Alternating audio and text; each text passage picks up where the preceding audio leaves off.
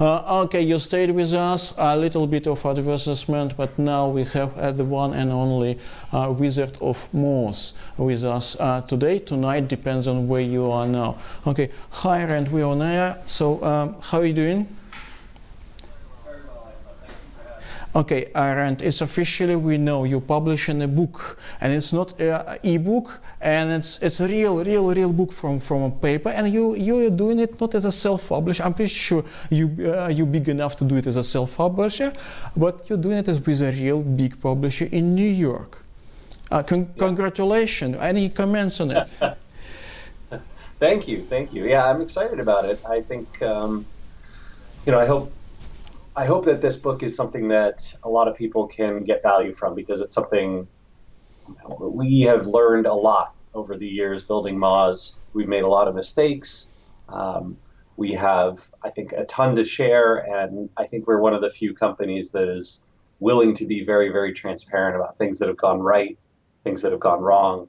And I think that transparency is, that's the obligation that I have in the book, is to tell our story honestly, and to provide real value to everyone who's building a company who could read it. Is it going to be a kind of SEO textbook, or is it going to be personal story or personal Moz story? Yeah, it's more about the startup struggles of Moz, and there will be a few small things in there about SEO, but there'll definitely be some other broader marketing types of content. But yes, really focusing on startup struggles in Moz. You said you'd want to do it through the general real publisher, not as yourself, because you want to reach out for some other people. Because obviously Moz has big followers, but you want to reach other people. You can do it today, actually. Yeah, I'm pretty sure. Well, actually, we ask people. You want to ask a question to Rand Fishkin, and I have plenty of questions. And surprisingly, I don't have any question saying what is SEO. And who is Rand Fishkin, which is obviously a good sign of audience, isn't it? Okay, so everybody knows what is SEO, and everybody knows who is Rand Fishkin. Okay, you said about transparency, and obviously yesterday your annual report has been released. Yep. And I had a choice to read it, well, not to read it, just go through in the morning because of the difference in time, and it looks like it's extremely transparent. I can't remember the big. Well, you're not big. You're not like Coca-Cola, but you're still big in terms of value. Company will be so transparent and explaining everything, and so openly. Is it a policy? Is it what you usually do? Yeah, we've done that every year since 2007, and it's something we're very passionate about. I think there's a couple things that drive us there, right? We like to share our journey so that other people can follow along and understand what's happening behind the scenes. I think a lot of times companies feel impersonal. They feel corporate.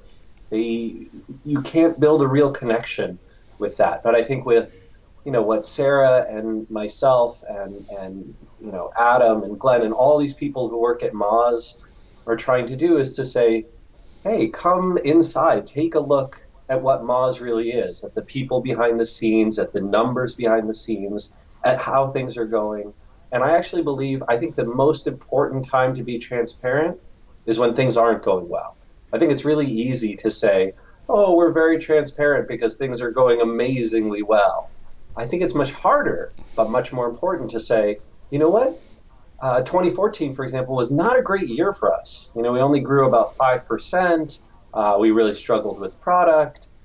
2015 was better, not as good as the years before, but certainly better. I think Sarah's got us on a better growth rate now, growing about 22%.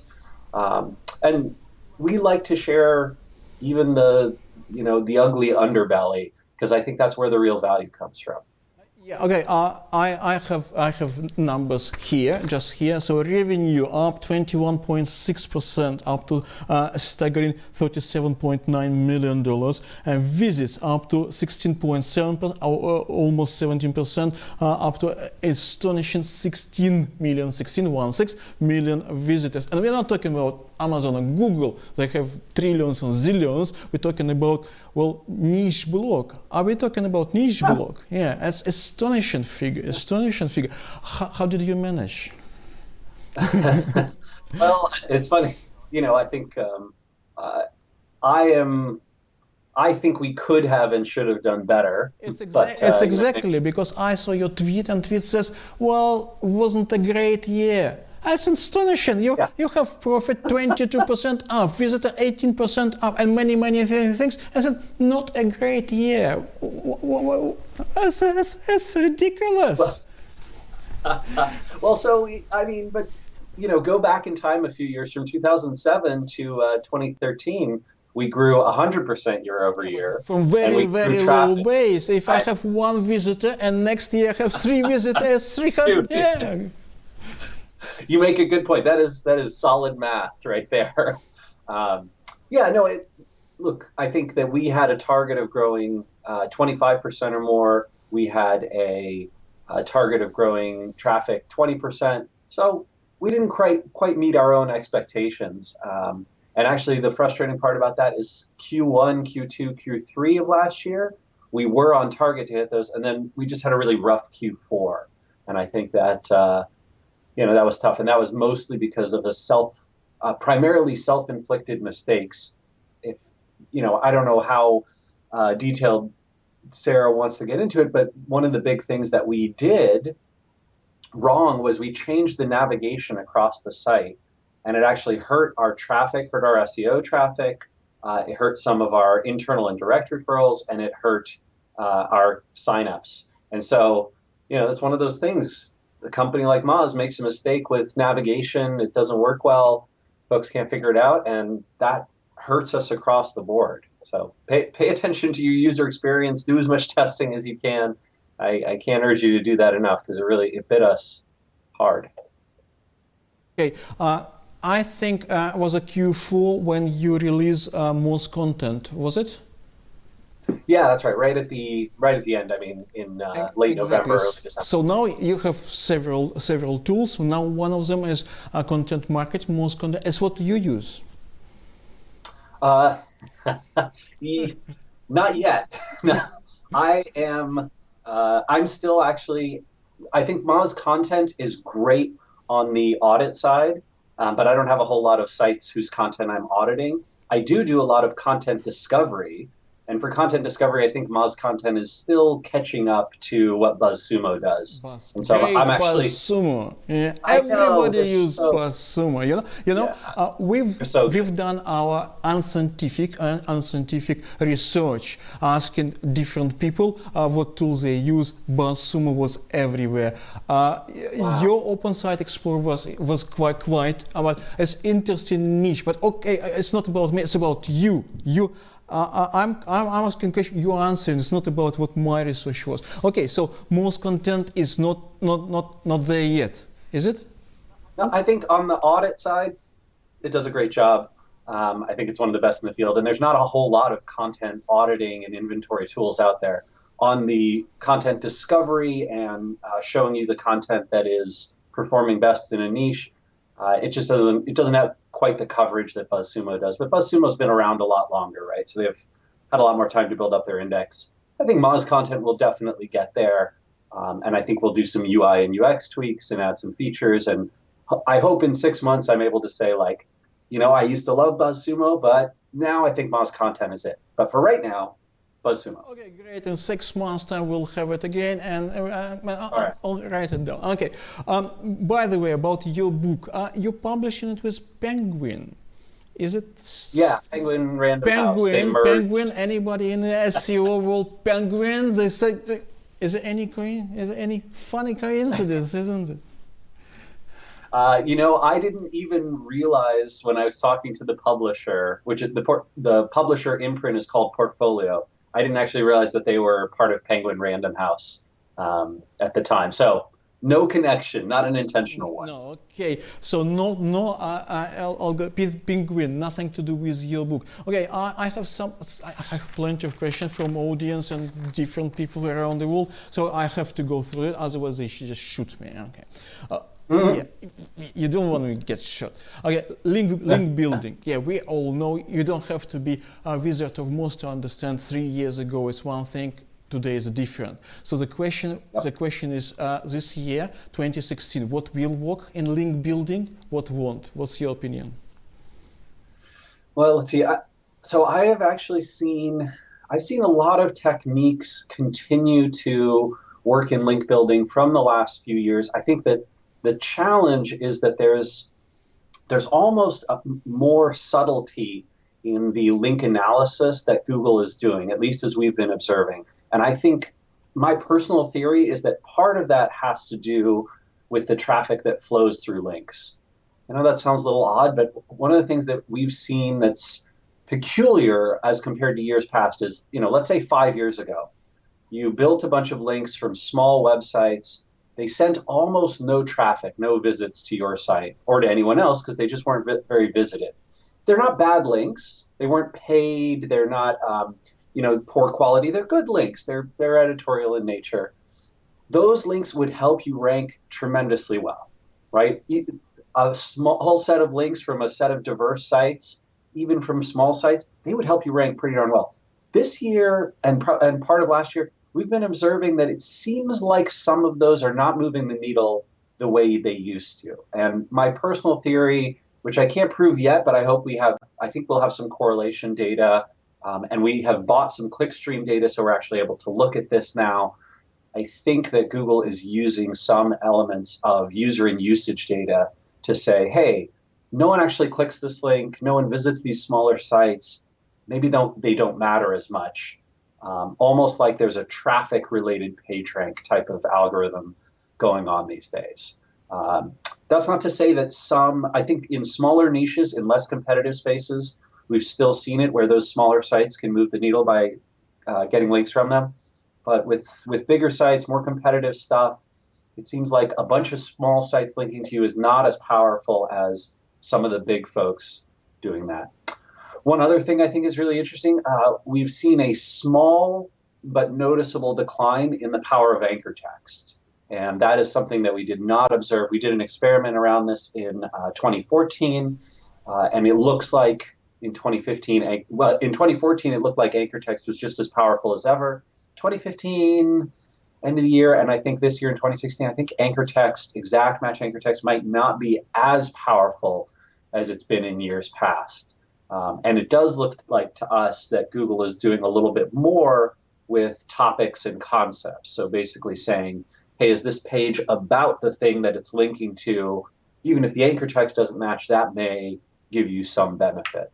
So those are a few differences we've been noticing, and we're going to try and confirm those hypotheses.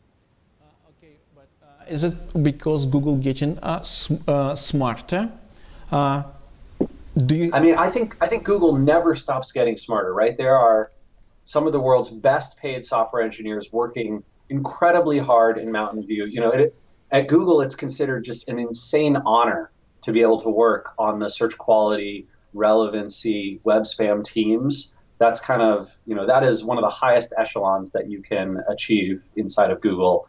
And so they have some really talented folks. Their hardware and their infrastructure has come an incredibly long way. And that means I think they're implementing more and more powerful, more and more nuanced and sophisticated algorithms all the time. And they roll things out. They test a ton. They roll back a lot of those. They're releasing, multiple tests a day. So I think it's tough to keep up. One of the smartest things that I think an SEO can do is say, where does it feel like Google is going? Where does it feel like they're headed in a direction? And I think, to my mind, they're clearly headed in this direction where the measurement of links is important, but they are taking a lot of data from user and usage, right? From where we all go on the web and what we do and what we click on and how long we spend there and whether we click the back button or whether we stick around a site, whether we complete a task on a site. They are clearly wanting to use that information, whether you believe they're using it now or not. I think that's something that SEOs should be optimizing toward for the future. Just follow up about Google and everything. Penguin, everybody's talking about Penguin. Okay, we are in a niche, and every niche has these conspiracy theories. And now it's a hit about everybody said, you look at the Twitter, and like half of the Twitter said, oh, we see some difference. Penguin is coming, maybe Penguin is already there, something like that. Okay, Penguin will be here. Okay, update of it. And what is your prediction? Would it be what? Softer? Would it be harder? Would it be smarter? What direction? What just you were talking about right now? What direction will it go? Yeah, I think that the Penguin in the past has always looked at manipulative links, right? And a lot of the sort of what Google calls link spam and what you and I might call paid links or influenced links. And, they really hate that stuff. I think Penguin is going to take a shot. But I think one of the things that's interesting is, if you were to survey the world of SEOs, say 8 years ago, something like 80 or 90% of us would have said, yeah, I buy some links, right? I do some sketchy link building. Today, that number is way, way down. And obviously, it depends country by country. There's some countries, some geos where link buying is still very popular, and there's some, in the United States, in Canada, in the UK, it's way, way down. There's certainly niches where link buying, if you're in porn, you're in pills, you're in casino, yes, okay, there's a lot more link buying. If you're not, there's a lot less. But my guess is going to be that many of those sites and players that are still playing on the edge of the link building, the link buying end of link building and the manipulative side of link building, I think they're going to feel some real pain. And I think sophisticated spammers, they don't care too much, right? They're happy to have a bunch of sites knocked out, and then they'll find new tactics and they'll get a bunch of new sites in. I think the people I really worry about are small and medium businesses and organizations who sort of stepped just a little bit over the line. Those are the folks I think that are going to be hit the hardest. We'll stay with Google for a little while. Google Plus, some people love it, some people hate it. Do you use Google Plus, by the way? You personally? Yeah, I do. I use it quite a bit. I get a lot of traffic from Google Plus. I find a lot of great content on Google Plus. So I love it. It's a great niche network. You love it? I do love it as well, because Facebook, for me, it's just too much of everything. Okay, but the question is, will it survive? Because it looks like this is getting more and more niche thing. Yeah, for sure. I have questions about that too. I think that if it does not stay at least as big as it is or grow a little in the next 12 to 24 months, I think Google might shut it down. That would not surprise me, and that would be them admitting defeat for the third or fourth time with social networking. They've done a lot of experiments around this, but I think they found poor results. Google has such a massive, Google is a giant. Google can push it a little bit. I mean, give some advantages. Do you think it's a way to do? I think that's what they did when Google Plus launched, right? I mean,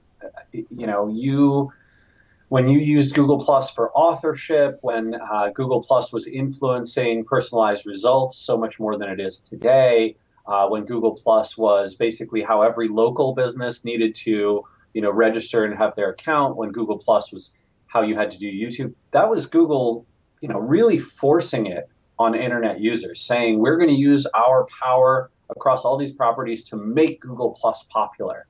And you know what? It didn't work. I don't think that's the way to earn people's trust and people's use of a social network. And I think that Google Plus just turned out to be a niche network play. There's a few people who are active in it, small percent of users who are really active in it. I think something under 5% of people who have a Google Plus account are active in it once a month or more. That's tiny, right? Google Yeah, did not work. yeah, That. I think they need to buy somebody. yeah, but percentage are tiny. Why? Because everybody who's got Gmail account is automatically. So you can't really Yeah. count this. It might, some of them they don't even know Google Google Plus exists. Yeah, they don't even know they have an account. Yeah, yeah, exactly. Also, so we don't know. Google Plus is great because only nice people are there, but it's too small, it might die. So but it's good news as well. So Google itself, even it's a great big Google, cannot push it on us, cannot push something on us. This is a great point, isn't it? Because I love the fact. I mean, as much as I like Google Plus and I think it's a great network and I use it, I think it is awesome to see that Google, with all their power, can't force something to become popular just through, integration tactics alone. I think, you have to get, in the social networking space, you have to get a product that resonates. And that is just something Google has not discovered yet. I think they have to buy somebody. yeah, it's a good news. We're still living in a free world, isn't it? We have a choice. Well, choice is little. Google telling us what to read, what to do, everything, but still we can choose not to go to Google Plus. Well, apparently everyone in the world is getting on Facebook. I think it's just you and I, Anton, who are not on Facebook. I have to. It's part of my job. I just don't like it. Yeah, and I'm the same way. I have a professional page, professional account. I post stuff there. I interact with people a little bit in the comments, but I can't log in as a personal user. It's just not interesting to me. Okay, from a Google itself to personality. Google's Andrei Lipatsev, who you will meet 23rd of March, because you will be part of our usual Google Q&A with Google's Andrei Lipatsev, Bill Slavsky, Armand Jones, and Eric Enge. If Eric could reschedule his flying, because he's flying this day. Yeah, well, and okay, Google's Andrei Lipatsev said, I have this question from audience, and I'll tell you. It says, Google Andrei Lipatsev said that social signals have no influence on ranking. I was kind of amused, so I called yesterday Andrei himself and asked, did you say it? He said, yes. I said, is it true? He said, yes. Okay, what's your view on it? I think in the most literal form of the phrasing, Andreas is correct. Google does not directly use social network signals in their ranking algorithm. But the key and most important word to me there, whenever they talked about this, is Google doesn't use them directly. So indirectly, there are all sorts of things that happen from the power of social networks that influence Google's rankings. Lots of people visit a site. Google certainly uses visit data and user and usage data in their ranking algorithm and in their popularity algorithms, those kinds of things. People link to things. Google uses links. People talk about new types of content and search for new types of keywords. Google definitely uses keywords and search volume in their algorithms. So I think it's accurate, but it's slightly disingenuous. I think the most transparent answer is, look, here at Google, we are not looking at how many likes or shares, or tweets, or times something was put on LinkedIn in an update. That is not our measure of importance. However, we do have algorithms that social networks influence very powerfully, but indirectly. And I think that's the full, honest answer. We really be careful about social signals in order to get a ranking. Yeah, okay. Oh yeah. Yeah. Look, there's no reason not to do amazingly well on social networks. And in fact, I would argue very strongly that you will benefit in the search engines if you grow your traffic, your network, the virality of your content through social networks. We've seen it time and time again that after having a lot of success on Facebook, on Twitter, on LinkedIn, on Google Plus, across tons of networks, that tends to be the case that the pages and sites that do well on those also do well in the rankings. And I don't think that's random. I think that there is a strong connection between those. I do have plenty of questions on Google. I have my reservation. I just have no time because they shoot me if I won't get some of the questions at least to you. All right, let's go through them. I'll go fast. Okay, yeah, we are in Ukraine. It's all the space is called RUNET, Russian language internet. Ukraine, Kazakhstan, and Russia. Obviously, Yandex. So this question about Yandex, big thing here. Bigger in Russia than here, still very big thing here. What about your audience, most audience? Do you think there is an interest to Yandex? Yeah, there is. I probably get, a couple of emails every month asking me about resources for SEO in Yandex. I have a few folks that I refer people to. There's a few good blog posts out there, but I will say this, especially to your audience. If someone were to write a great guide to SEO for Yandex, Moz would love to publish that. That was my follow-up question. Was my follow-up question. Great. Okay, so if we got somebody, we'll recommend you somebody who is a specialist on Yandex. This conference actually is a Russian language conference. It was all day in Russian, and this is just a little part in English. Actually, Yandex was here as well. Yandex Cool. itself, whatever. Okay, so Yandex. Okay, we're very clear on Yandex. Okay, we have another search engine. Guess which one?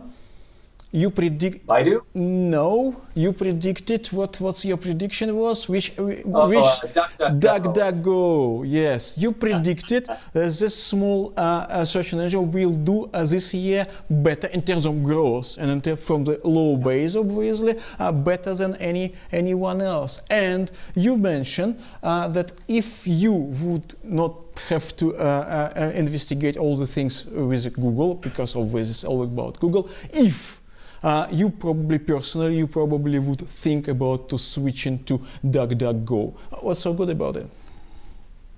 I think there's three things that are pretty impressive about DuckDuckGo. First off, the results are at least as good as Google's, and many times where Google sort of dominates the results with their own content, DuckDuckGo does a really nice job of getting you off and over to other websites. So result quality is impressive, and I like that a lot of the search features are not DuckDuckGo themselves, but like Google taking over the SERPs. The second thing that I find really impressive about DuckDuckGo is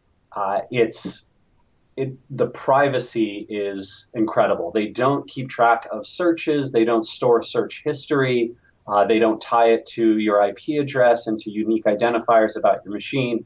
Google knows everything that any of us have ever searched for, and at least in the United States, if the U.S. government subpoenas them with just cause, they can get records and access to those, and you've seen that in plenty of court cases. And I think that it's very easy for a court to make you look bad based on your search history, even if those searches were totally innocuous. Yeah, right. You cherry pick, exactly, and you get some bad results. So the privacy element of DuckDuckGo is phenomenal. And then I think the third reason to use them is because Google is this dominating power. They're very nearly a monopoly. They pay very, very little in taxes, right? They use tax shelters to hide billions of dollars of what they should be paying in taxes. So there's a lot of things kind of not to like about Google, and I think supporting a competitor and getting a more competitive marketplace is a really positive thing, not just for individuals, for all of us as searchers, but for all of us as SEOs as well. I think that as a marketer, it's great to have those. So those are my big reasons for wanting to see DuckDuckGo rise. But I think they've been doing amazing. I think they'll continue to shoot up this year. And they're very transparent on how many visitors they have. Yeah, do they? Yeah. I love the transparency. Obviously. Yeah, we've noticed. Okay, we are running out of time, but if I won't ask this Quora question, I'll die. This is my favorite question. Okay, I've checked Quora a couple of days ago, a particular category SEO, and surprise, I have one big surprise. I wasn't surprised who was on the top. On the top was Rand Fishkin, but I was surprised. Out of 10 most viewed writers, Well, Rand Fishkin, yes, but I haven't seen anyone who's just not, this typical list. Dennis Sullivan, Barry Schwartz, Bill Slavsky, none of them there. So you obviously you're doing Quora. You think it's good for business, or you just love it and you're doing it for fun?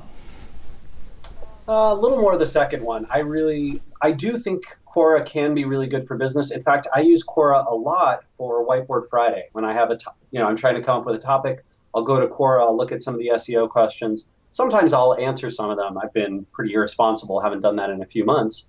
But I find Quora to be a great source of inspiration for the content that I create. And I would urge anyone to, especially anyone in the technology sphere or travel sphere, Quora is great for things like history and pop culture. People are asking all these questions. That's usually great content for you to be able to create. And the cool thing about Quora is you can go in and leave an answer and then say, I've got a more detailed response, or I've shared some data here at this link, and then that points people over to your site. Awesome again, right? And you can see tons of articles in the press picking up on answers in Quora and then linking over to the sources. So it's a great way to earn links too. Yeah, obviously not everybody in the industry thinks this way, but as you probably said, there's a little bit of second as well. You just like it. So not... Yeah. Okay. And Q&A sites, forums in general, even if it's not Quora, I've found this to be a great tactic over the years, right? Find people who have questions, create the content that answers those questions, let them know on the forum that you've done so. Works well. Okay, thank you very much for being with us. Thank you very much.